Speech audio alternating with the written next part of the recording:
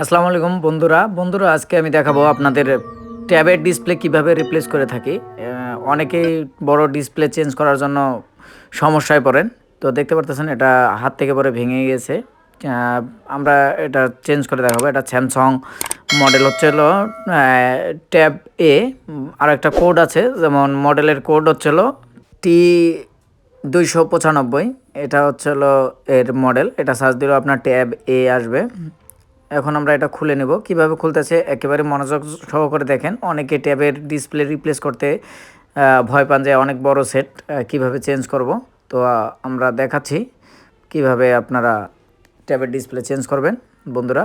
তো সর্বপ্রথম আমাদের ব্যাটারি কানেক্টর ডিসকানেক্ট করে নিতে হবে। যে কোনো ফোনের কাজ করার সময় সর্বপ্রথম আমাদের কাজ হচ্ছিল ব্যাটারি কানেক্টর ডিসকানেক্ট করা। দেখেন আমরা ব্যাটারি কানেক্টর ডিসকানেক্ট করে নিছি। এরপরে আমরা ব্যাটারিটা খুলে নেব, কারণ ব্যাটারির নিচ দিক দিয়েই এর র্যাবনটা আসছে।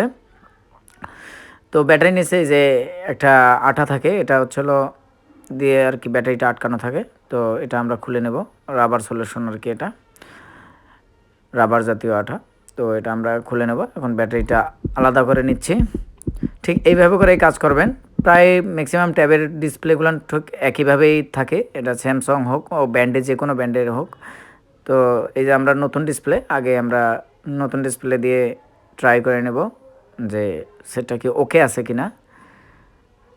আপনারা দেখতে পারতেছেন আমরা উপর দিয়েই এটা কানেক্টরটা লাগিয়ে, ডিসপ্লে কানেক্টরটি লাগিয়ে চেক দেব। ব্যাটারি কানেক্টরটা অ্যাডজাস্ট করে নেবেন খুব ভালোভাবে।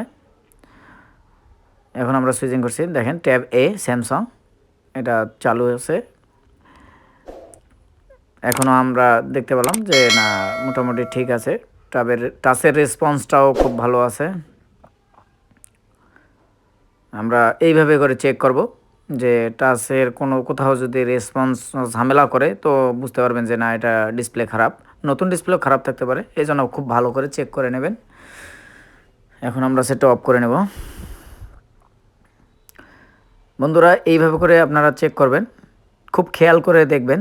আপনারা যারা কাজ শেখেন অবশ্যই কাজের দিকে মনোযোগ হবেন, কারণ ডিসপ্লের চেঞ্জ করার সময় অনেক সময় ডিসপ্লে প্রবলেম হয়। খুব ভালো করে চেক করে নিতে হবে।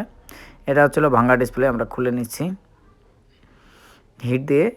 একটু আটাটা নরম হলে এটা খুলে নেবেন। তারপরে বোর্ডের আশেপাশে যদি কোনো গ্লাসের টুকরা থাকে খুব ভালো করে যত্ন করে পরিষ্কার করবেন, একটু জানি না থাকে, কারণ সমস্যা হতে পারে। এখন আমাদের আঠা লাগার পালা, কারণ আমরা চেক করে নিছি। একবারে অ্যাডজাস্ট করে নেব। তো এভাবে দেখতে থাকুন আমাদের ভিডিওটি। অবশ্যই আমার ভিডিওতে যারা নতুন দেখতেছেন অবশ্যই সাবস্ক্রাইব করবেন, এবং যারা আমার নিয়মিত ভিডিও দেখেন অবশ্যই লাইক এবং কমেন্টস করে জানাবেন কী ধরনের ভিডিও আপনাদের দরকার, আমরা দেওয়ার চেষ্টা করব।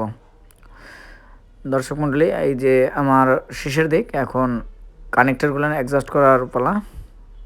এটা হচ্ছে ডিসপ্লে কানেক্টর। এটা ইউএসবি লাইনের যে চার্জিং সেক্টরের কানেক্টর, এটা লাগায় নিলাম। এখন ব্যাটারি অ্যাডজাস্ট করব। অবশ্যই সেট খোলার সময় ব্যাটারির কানেক্টর সর্বপ্রথম খুলতে হবে, এবং সর্বশেষ সব কিছু লাগানোর পরে ব্যাটারি কানেক্টর লাগাতে হবে। যে কোনো কানেক্টর লাগানোর পরে ব্যাটারি কানেক্টর। এবার আমরা নাটগুলান সেট আপ করে নেব একদম যেভাবে ছিল ওইভাবে।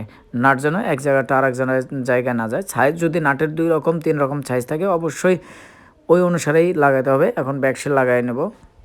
বাসার মধ্যে যদি আপনারা ট্রাই করতে পারেন যে আমি বাসার মধ্যে বসে কাজ শিখব, 2-3টা ম্যাটেরিয়াল কিনলেই হবে। একটা হট গান, তাতাল, আর হচ্ছে ডিসি মিটার।